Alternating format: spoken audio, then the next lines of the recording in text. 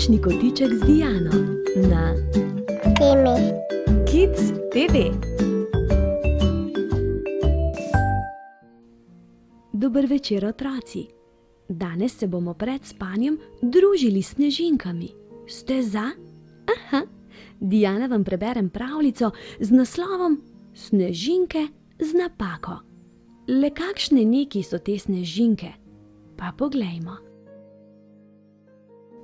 Visoko, skoraj previsoko na nebu, da bi lahko videl, je kakor ladja na morju jadrala ledena palača. In tam oblaki ustvarjajo snežinke, ki padajo z neba. Mljask, mljask, mljask se sliši, ko valjar stiska oblake. Pok, pok, pok se sliši vsakič, ko stroj vanje odtisne snežinke. Hočem, da so vse popolne, ukaže snežna kraljica. Če katera ne bo, je ne sme nihče videti. Mlada princesa Eli pa se vsak dan igra in lovi s svojimi prijatelji. Zabava se, ko s pticami jezdi nevihtne oblake ali se spušča po mavričnem oboku. Nekega jutra, ko je bila kraljica dogovorjena s slikarjem, da bi nebo pobarval v modro, jo je poklicala k sebi. Danes boš ti pazila na stroj. Vse snežinke morajo biti popolne. Tokrat si ti kraljica. Nasvidenje, je zaklicala Eli. Potem je stekla ven, da bi poiskala ptice, s katerimi bi se igrala skrivalnice. Toda nenadoma je sonce izginilo. Palačo je prekril hladen in siv oblak. Sneg, se je spomnila Eli. Narediti moram sneg. Toda nikjer ni nikogar. Kaj naj naredim? Ojoj, danes sem jaz kraljica. Stroj za snežinke bom nastavila na dvojno hitrost. Mljask, je valjar stisnil oblak. Pok, je stroj odtisnil snežinko. Tresk, je počila vzmet. Grozno, stroj se je pokvaril in ustavil.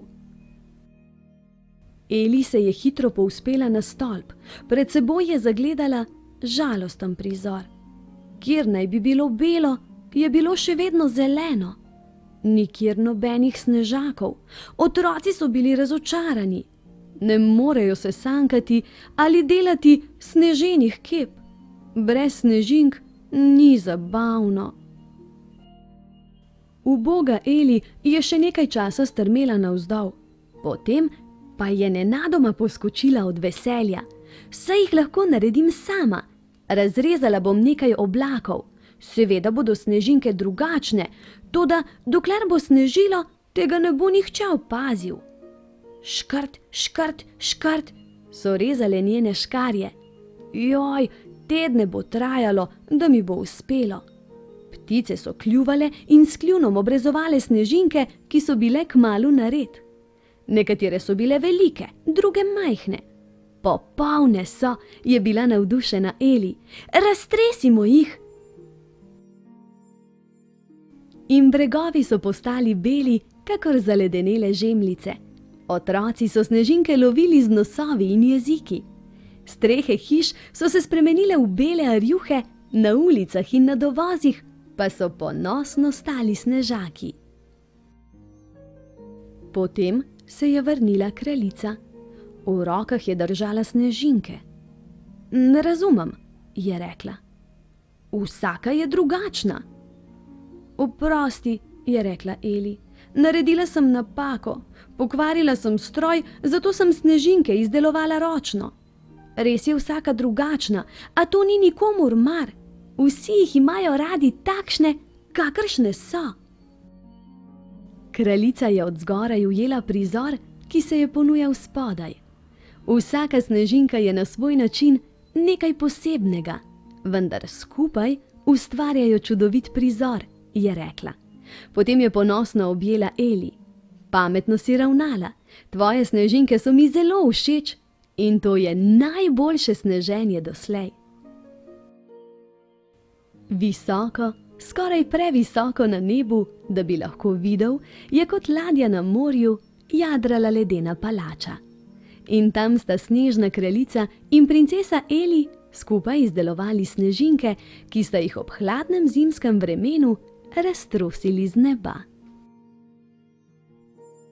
To je to, malčki moji. Zdaj pa hitro, hitro oči zaprite, z mehko dekico se pokrite, zjutraj pa kakšno snežinko iz papirja naredite. Objem, poljubček in lahko noč.